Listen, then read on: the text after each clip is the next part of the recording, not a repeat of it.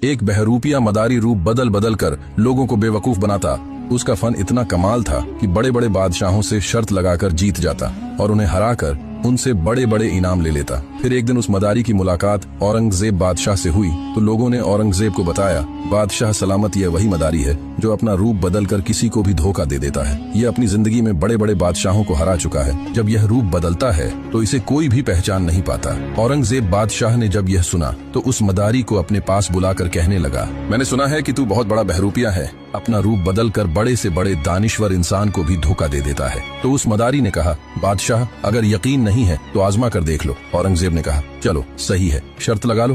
भले ही तू बड़े बड़े बादशाहों को हरा चुका है, लेकिन पहली बार आज तुम्हारा सामना औरंगजेब से हुआ है, अब तो मुझे हरा कर दिखा। मदारी बोला, बादशाह अगर मैंने तुम्हें हरा दिया तो जो भी चीज मांगूंगा देनी पड़ेगी। औरंगजेब ने कहा, ठीक है। फिर वो मदारी महीनों तक तपती धूप में काम करता और जब थक जाता तो फिर भी धूप में बैठा रहता, मिट्टी में सोता। जब बालों में मिट्टी पड़ जाती तब भी नहीं नहाता। उसने मूंछें बड़ी छोड़ी धूप में अपना रंग बदला, पूरा काला हो चुका था। फिर वो औरंगजेब बादशाह के सिपाहियों में भर्ती होकर जब औरंगजेब के सामने आया तो औरंगजेब ने उसे पहचान लिया। कहा, मदारी तुम्हारा यह तरीका न चल सका, मैंने तुम्हें पहचान लिया, जाकर दोबारा कोशिश करो। फिर महीनों के बाद उसने दूसरी कोशिश की। वो हुलिया बदल कर औरंगजेब की सल्तनत के एक तालीमी इदारे का उस्ताद बनकर आया। तब भी औरंगजेब ने उससे कहा, तुमने औरों को बेवकूफ बनाया, अब तुम्हारा औरंगजेब से पाला पड़ा है, मैंने अब की बार भी तुम्हें पहचान लिया है। मदारी जान गया कि औरंगजेब को बेवकूफ बनाना आसान नहीं है। फिर वो वापस चला गया। कुछ दिन बाद जंग का ऐलान हुआ तो बादशाह औरंगजेब अपने सिपाहियों का लश्कर लेकर निकला तो उसे रास्ते में एक पहाड़ी के ऊपर लोगों का हुजूम नजर आया।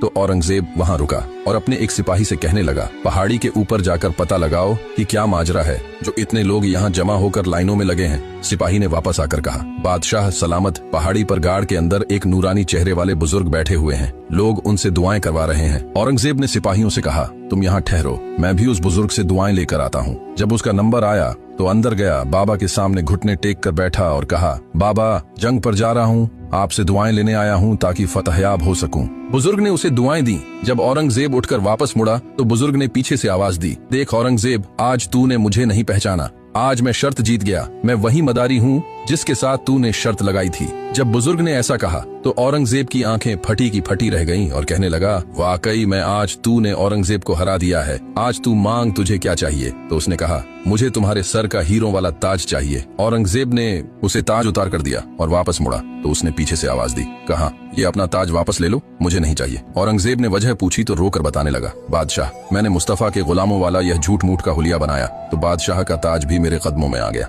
सोच, अगर मैं मुस्तफा का सच्चा गुलाम बन जाऊं तो क्या होगा।